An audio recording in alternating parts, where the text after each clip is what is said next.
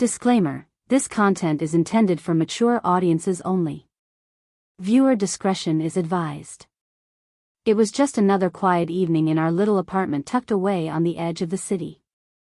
The kind of evening where everything felt still, the lights were dim, the air was soft, and the only sound in the room was the low hum of the television. I was curled up on the couch in my favorite oversized hoodie, mindlessly flipping through channels, barely paying attention to the glowing screen. I didn't expect anything special. It was supposed to be just another normal night. But then, he touched my legs, not in a way that was rough or sudden, but gently, playfully, and that moment changed everything. My husband, Ariv, had always been the calm one between us, the planner, the logical thinker, the guy who never did anything without a reason.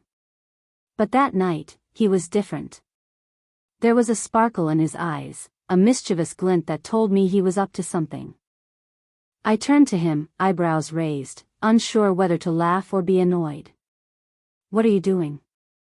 I asked, half smiling. He didn't answer right away. Instead, he leaned back on the couch, resting his arm casually behind me, his fingers just barely grazing my neck. "Just watching you," he said.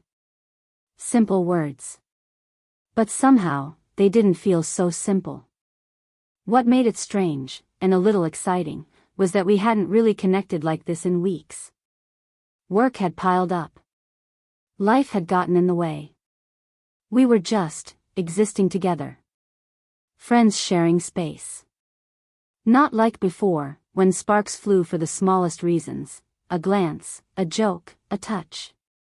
So when he looked at me like that, like he was really seeing me again, my heart skipped a beat.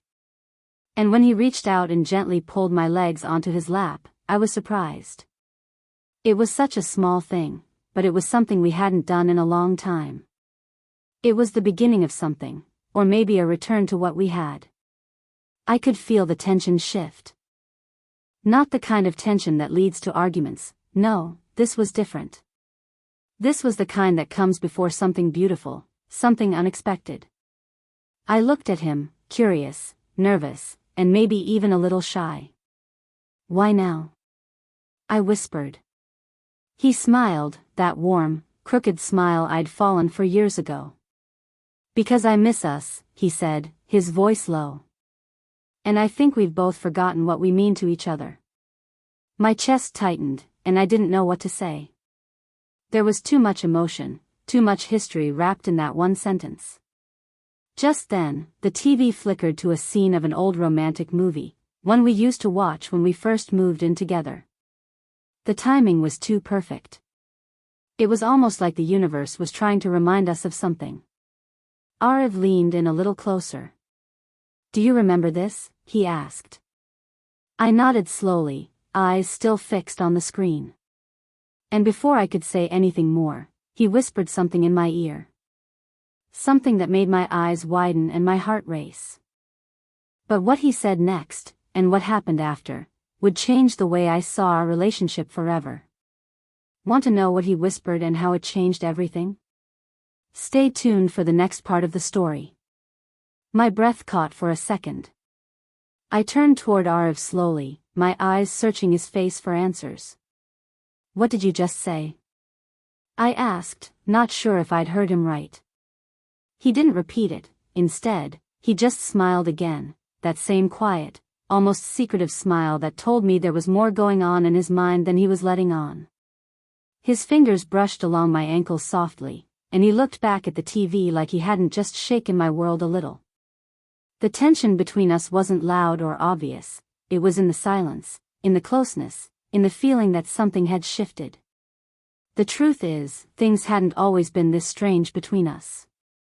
Ariv and I had started out like any couple madly in love. We'd stay up late talking about dreams, joking over cheap takeout, touching without even thinking. He used to write me little notes, leave them on the mirror or in my lunchbox. And I'd surprise him with coffee on bad mornings, or drag him out for midnight drives just to feel the wind together. But lately, life had become quiet. Not bad, just still. Almost like we were going through the motions, like the us we used to be had faded into background noise. That's what made tonight feel so different. It wasn't just about him pulling my legs onto his lap, it was about the way he looked at me when he did it. Like he remembered something. Like he wanted me to remember, too. He finally broke the silence.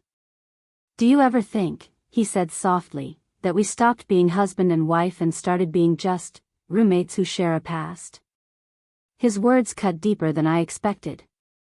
I sat there, blinking, feeling a lump form in my throat. He wasn't accusing me, there was no anger in his voice. Only sadness, maybe a little hope. "Arav," I whispered, but I didn't know what to say after that. He turned toward me then, his eyes serious. "I don't want to lose what we had," he said. "But I don't want to pretend everything's okay either." The way he said it, so calmly and sincerely, made something ache inside me. We weren't broken. Not yet. But something was definitely missing, and for the first time in a long while, we were both finally saying it out loud. And just as I opened my mouth to respond, my phone buzzed. I glanced at my phone, heart still beating fast from our conversation. The screen lit up with a name I hadn't seen in a while, Ria, old friend. A text. Just one line, "Are you free to talk tonight? It's important." My thumb hovered over the screen, mind racing. Ria was someone from a part of my life I hadn't touched in years, someone who had once meant something, and had left without warning. I didn't know why she was reaching out now, but the timing couldn't have been more complicated. Arav noticed my distraction. "Everything okay?" he asked, his voice still gentle, but with a hint of curiosity now. I nodded too quickly. "Yeah. Just a random message," I said, placing the phone face down. But he kept watching me. "From who?" I hesitated. "Ria," I replied honestly, trying to sound casual. His expression changed, just slightly, but enough for me to notice. He knew about Ria. He knew she was more than just a friend, and that our bond once came dangerously close to affecting our marriage during a rough patch. But that was years ago. Or so we had told ourselves. He didn't say anything else, but I could feel the shift. His hand moved away from my leg slowly, and the warmth that had been growing between us cooled just a little. I hated that. I hated how easily the past had crept back in, how something as small as a message could build a wall between us. Still, something about Ria's message gnawed at me. She wasn't someone who reached out unless it was serious. My mind started spinning with possibilities. Was she in trouble? Did she want to fix something? Or worse, was she here to stir up something I wasn't ready to face? While that storm brewed quietly inside me, I noticed Arav glance at the kitchen clock. "I should get started on dinner," he said, standing up.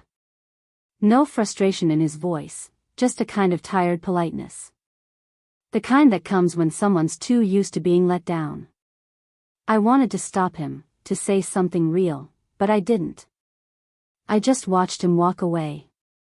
In the silence that followed, the room felt heavier.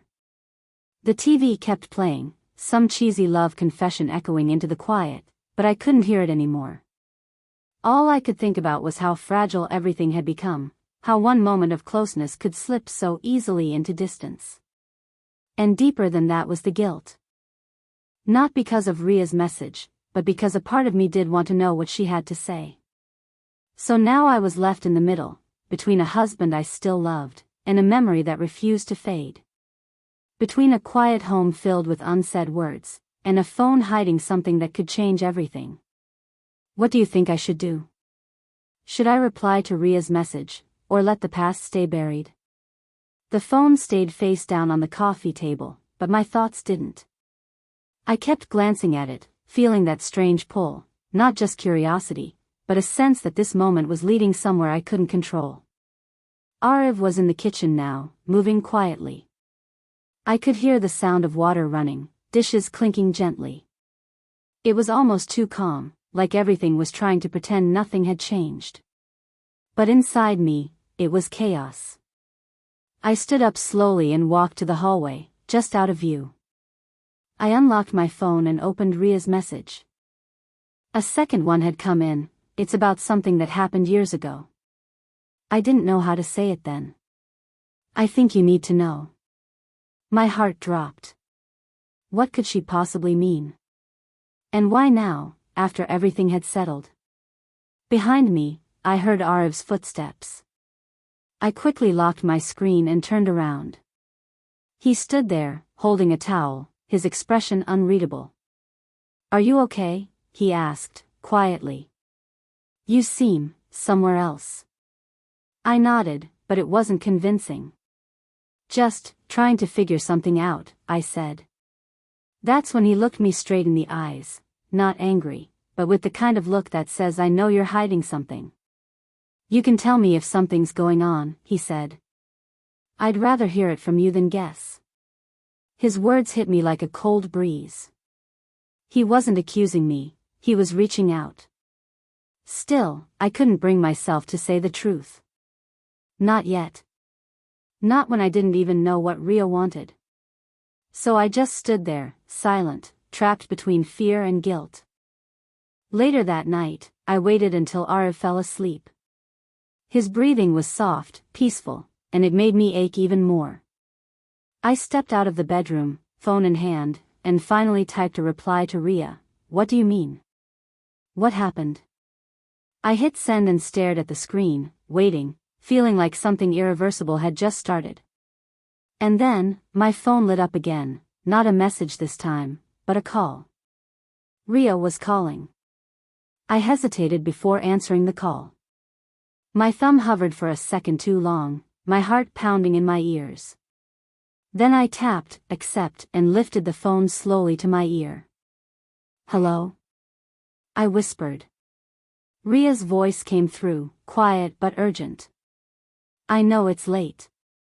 I'm sorry. But I had to tell you this now." I stayed silent, waiting. "It's about Ariv," she said. Those words hit like a jolt. "What about him?" I asked, my voice suddenly sharper.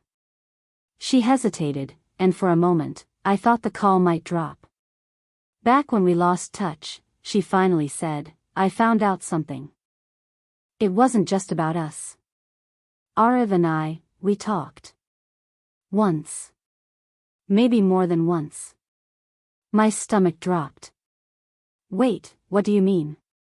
My voice cracked. I leaned against the wall, knees weak. "You two talked behind my back?" I asked, already knowing the answer. Ria sighed. "It wasn't like that. He was worried about you. Said you were drifting away, and he didn't know how to reach you anymore. I was just someone who'd been close to you before. But something about that conversation stuck with me. Something he said." She paused again. I was holding my breath. "He told me, he sometimes wondered if he married you too fast." The silence between us felt like it stretched forever. "I didn't want to tell you back then," she said softly. "But it's been eating at me. You deserve to know." My hand trembled as I ended the call. I didn't say anything back to her. I just couldn't. That sentence kept echoing in my mind. Too fast. Had that been the truth all along? Were we two people forcing love to stay where it no longer lived? I walked back into the bedroom. Ariv was still asleep, unaware of the quiet storm crashing just outside his dreams. I looked at him, the way his face softened in sleep, and wondered how much I didn't know. Not just about him, but about us. Had I missed the signs? Or had we both been pretending, hoping time would fix something that had cracked long ago? I sat on the edge of the bed, phone still in my hand, and tried to breathe. The room was silent, but inside me, everything screamed. Should I confront him? Ask him if it was true? Or should I wait, give him a chance to say it himself? And then, his eyes fluttered open. "Hey," he said sleepily, his voice thick with sleep. You okay? I looked down at him, unsure of what to say. Part of me wanted to fall into his arms. The other part didn't know if I even recognized the man lying beside me anymore. I looked at Ariv, still lying there, his eyes half open, unaware of the storm spinning inside me. I had to ask, not later, not tomorrow, now. Did you ever think we got married too fast? I asked, my voice steady but low. His eyes opened fully, blinking into the dim light. What? He said, sitting up slowly. I repeated the question, firmer this time. Did you ever say that to Ria? There was a long pause. He didn't look away. Yes, he finally said, the word landing heavy in the air. But it wasn't what it sounded like. I said it in a moment when I was scared. When I felt like I was losing you. He reached for my hand, but I didn't move. I talked to Ria because I didn't know how to reach you anymore. And I thought she might help me understand what you needed. I didn't expect him to admit it so openly. That honesty, it stunned me. Why didn't you tell me? I whispered. Because I was ashamed, he replied. Because I thought you'd see it as weakness, or worse, that I was giving up. Everything that had been building up between us came crashing into that moment. All the silence, the distance, the misunderstandings. We'd both been holding back, trying to protect each other from hard truths. But maybe the truth was the only way to save what was left. I don't want to pretend anymore, I said, tears forming. I want to know we're still choosing each other, not just staying out of habit. He nodded, his voice breaking a little. Me too. He pulled me close, and this time, I let him. The tension finally cracked, and for the first time in what felt like years, I felt us breathe in sync again. The love hadn't vanished. It had just been buried under things we were too afraid to say. But then, just as we held each other in silence, my phone buzzed again. It was another message. Not from Ria. From a number I didn't recognize. It said, "There's more you don't know. Ask him about last December." My blood turned cold. I stared at the message, my chest tightening all over again. There's more you don't know. Ask him about last December. It felt like the universe didn't want to let us rest, like it was determined to keep us in suspense. Ariv looked at me, concerned. What is it? He asked gently, noticing the shift in my expression. I handed him the phone without a word. He read the message, his face changing, not with shock, but something else. Guilt? Fear? He looked away, running a hand through his hair. Last December, he began, his voice barely above a whisper, I almost left. My heart stopped. What? I breathed. I didn't go through with it, he said quickly, reaching for my hand. I packed a bag one night when things got really bad between us. I felt invisible. I thought maybe it would be better if I gave you space, for good. But I sat in the car for an hour, crying. And I couldn't do it.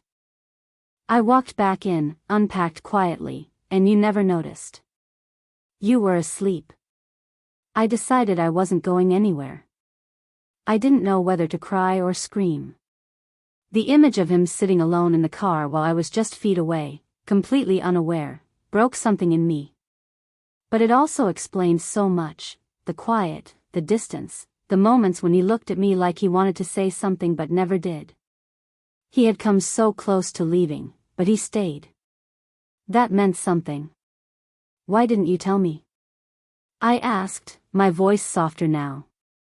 Because I was ashamed of that weakness too, he said. And I didn't want you to think I gave up on us. And that was the final truth, the thing neither of us had admitted. We had both been holding our pain in, trying not to hurt each other, when all it did was drive us further apart. But now, everything was out. Nothing hidden.